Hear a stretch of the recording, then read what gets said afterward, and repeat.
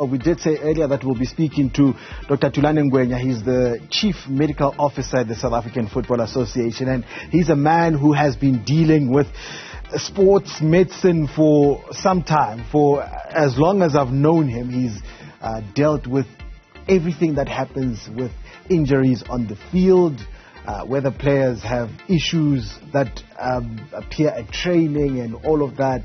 He has dealt with it, and he's explained to us some of the more complicated matters in the world of sport throughout the years that he's been at SAFA as Bafana team doctor and everything. And he has decided to document some of that in his new book, Sports Medicine, My Love and Passion. That's the new book that was launched this past Saturday in Mbombela. I'm right. Yes. Yeah, in Mbombela. Dr. Ngwenya, good morning.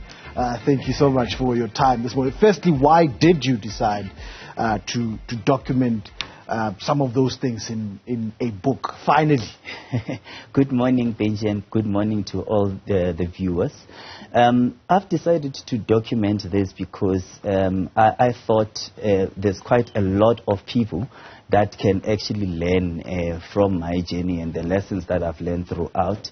And over and above that, when something is documented, it outlives you. So even generations to come can still read the journey that I've followed, not only knowing that there was once a chief medical officer at SAFA, but they should actually know how did I get there, what was the journey, what was involved, and what were the lessons there. Because in each and every chapter, there's lessons learned, and the lessons that are learned there, it's something that is supposed to help anybody, whether in medicine, whether in economics, whether in law. So because there's lessons, it's life lessons. Yeah, you mentioned somewhere that one of the reasons is because you wanted to inspire the black child in Kanyamazane, where you're from. Tell us a bit about that. Yeah, of course. I wanted to inspire everyone, actually, who is from a Kasi environment. I'm from Kanyamazane.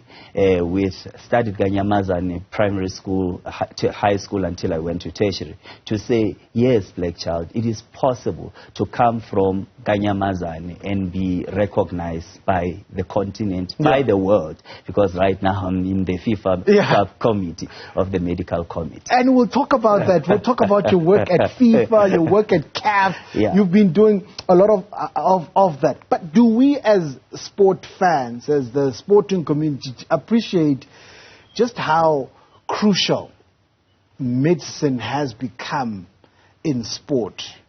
Just how, even just something as, I say simple, loosely, something as simple as winning the league is hugely affected by the medical department of a particular team. They have a huge role to play in whether it's the fitness levels or it's the eating habits or patterns and all of that.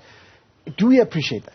Benji, I think not yet, but it's because we are not sharing this information. So the point where I'm coming from is because I understand that we invest so much in technical preparation of an athlete. We invest so much in natural talent, which is talent identification, but less is actually done when it comes to sports science. Most of the teams that win World Cups, most of the athletes that win international competition and gold medals, they invest so much on the sports science aspect. That's where sports medicine comes in. So until we tell and teach our spectators or fans about the importance of sports medicine, they wouldn't really understand. Just for an example, issue of COVID. Everyone wanted to play. But there was a health issue there. People were dying at that time. But and people didn't understand why this Dr. Ngwenya is delaying the process of starting. Because now we needed to manage the aspects of health so that it is safe to return to play. Right? And we managed to deal with protocol that was internationally recognized, and everyone was clapping hands to say, you did well, South Africa. We are the first country in the continent to play football in the times of COVID. And our protocols was used at CAF to develop developed the CALF medical protocol, and some of it in the FIFA medical protocol. By the way, this is the man who was responsible for when we start playing football again in the country as the head of the medics at the South African Football Association. His signature had to be there to say it is safe to return to the playing field. But if you acknowledge that countries that win World Cups and big tournaments in the world invest a lot in sports science and sports medicine. Do we have the best facilities? I mean, we always hear of the High Performance Center. The most famous one is at Tax in Pretoria. We always hear of those things. Do we have enough? And if so, why are we not at the top of the food chain when it comes to world sport, not just in football, but across the board? We do have the facilities, but not enough. The best that we have is the one in Pretoria and the one in Cape Town.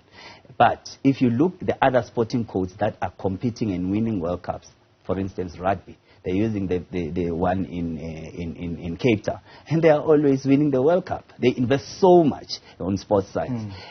Swimmers, most of them, come from the Pretoria High Performance Center. So we are in a process. I want to say football we are in a process. SAFA is the only country that has a full-time chief medical office. That means it's progress there. But we need all the teams to have full-time sports physicians. We need all the regions to have full-time sports physicians, because Dr. Thulani Ngwenya alone can never do it. It needs a team. It needs a team of experts so that we can try and help that young athlete. And if we want to do it at elite level, that's not the level we need to start at. We need to start at grassroots, and that's where we need to invest more.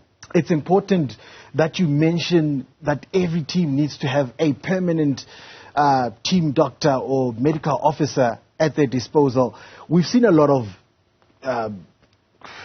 on-field incidents where there's concussion. Maybe there's suspicions of concussion at first glance, and then we hear that there's brain injuries, and mostly in combat sport, also boxing, and unfortunately we've seen fatalities there.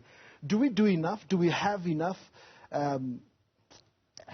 that can avoid such situations? Honestly, to be honest, just want to be honest, we don't have enough. We don't have enough sports physicians in the country, and this is also a call for people to actually specialize in sports medicine. Yes, we do have enough doctors, but every doctor has got their own specialty.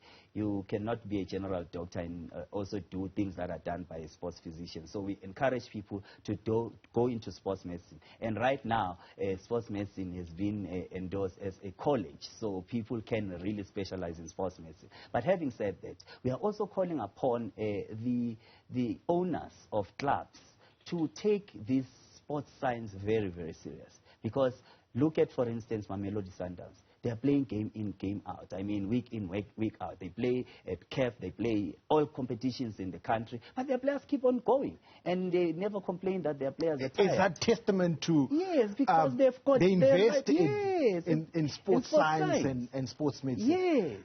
Yes.